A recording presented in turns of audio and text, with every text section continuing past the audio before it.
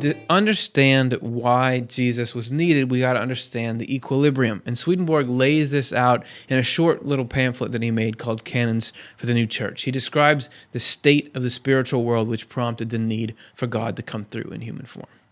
Between heaven and hell there is an interspace, into which evil exhaling from hell ascends, and good descends from heaven, and there they meet. In the midst of this interspace there is an equilibrium between good and evil. From this equilibrium it is known how much good prevails over evil, or evil over good. The Lord there weighs it as in a balance. The equilibrium is elevated toward heaven as evil prevails over good, and is depressed towards hell as good prevails over evil, since good from heaven depresses it, and evil from hell elevates it. This equilibrium is as a footstool to the angels of heaven, in which their good terminates, and upon which it rests. According to the degree in which this equilibrium is elevated, the happiness of the angels of heaven from their goods and thence truths is diminished. When evil prevails over good on the earth, at the same time hell prevails over heaven. From these things it is evident that the end of the church is at hand, when the power of evil prevails over the power of good. So how we are here, whether we're nice or mean to each other, is not just affecting us, it's affecting everyone. And we as Swedenborg says, we're here, we die, we move on to the spiritual world.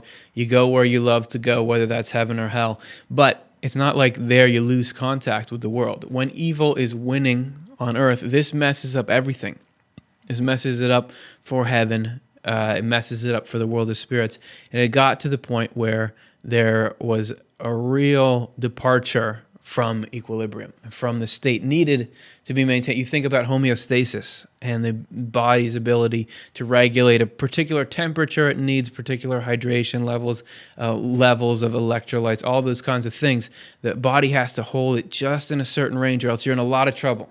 And it's the same thing on the larger scale with the whole human race, unless we hit that balance. And that was being threatened, so everybody was almost in a lot of trouble. God anticipated this shift in the spiritual world and decided to do something about it. Secrets of Heaven 4687, when this heavenly church began to slide. So this was back in the day, everybody had this really cool spirituality. They just like ideally like you'd think it would be, how they related to each other, what religion type stuff was to them was awesome, but it began to decay. Its people foresaw that the infinite presence would no longer be able to exert an influence on human minds and that the human race would be destroyed as a result.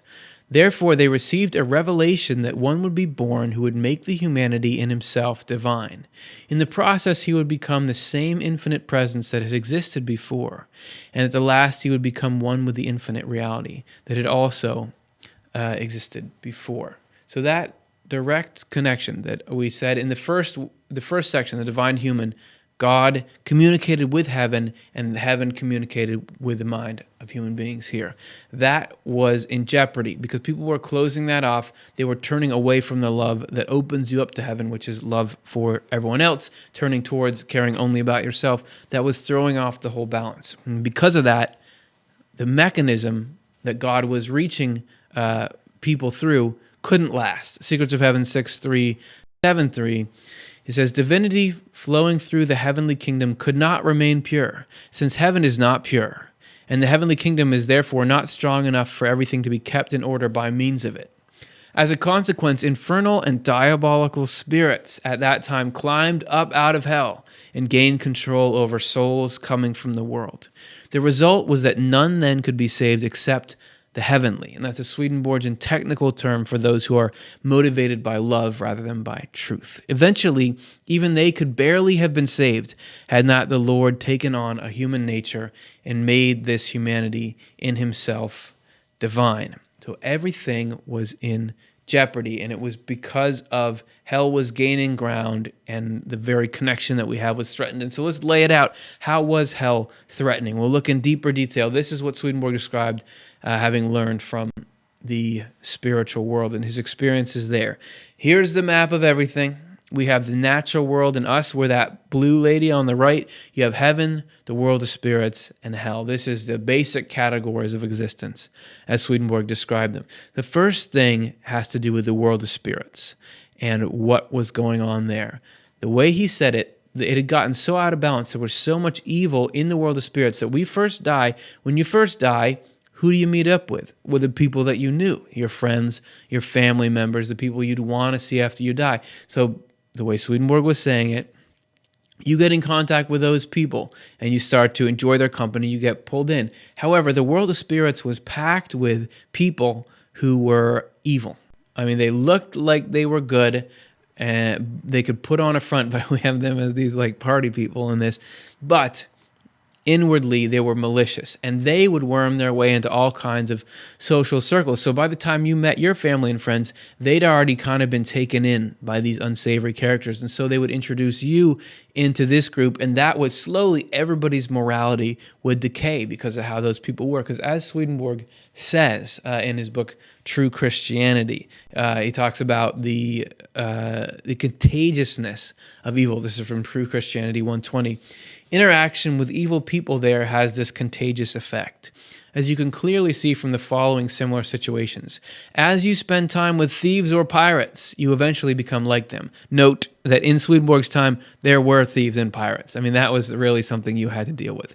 As you live among adulterous men and promiscuous women, eventually you think nothing of adultery.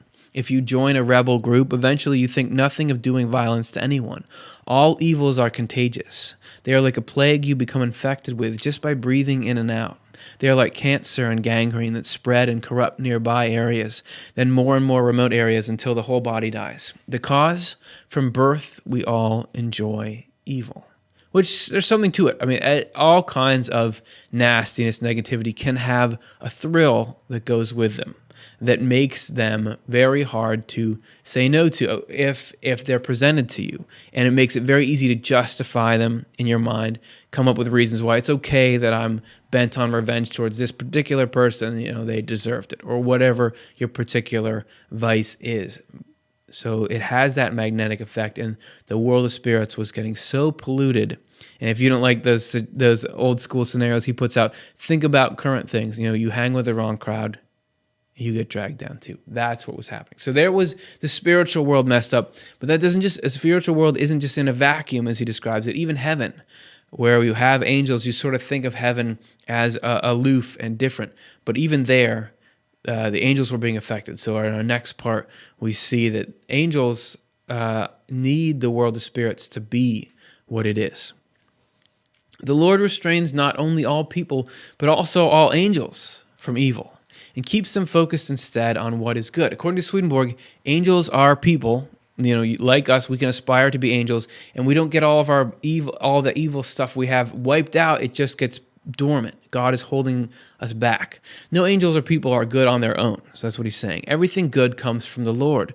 When the angel's footstool, meaning the world of spirits, was stolen, it was as if the platform under someone's chair was suddenly removed. And you can see a picture of this that we animated here handily, where if hell is here and they're pulling the world of spirits down because the world of spirits' enjoyment and evil pulls you naturally towards hell, that pulls heaven down as well. The angels need to rest on an equilibrium in the world of spirits, but if hell is getting too strong, everything gets out of whack. And Swedenborg goes on to talk about this more in his book, True Christianity. Without that redemption, now he's talking about the effect of Jesus Christ coming into the world. No human being could have been saved, and no angels could have continued to exist in their state of integrity.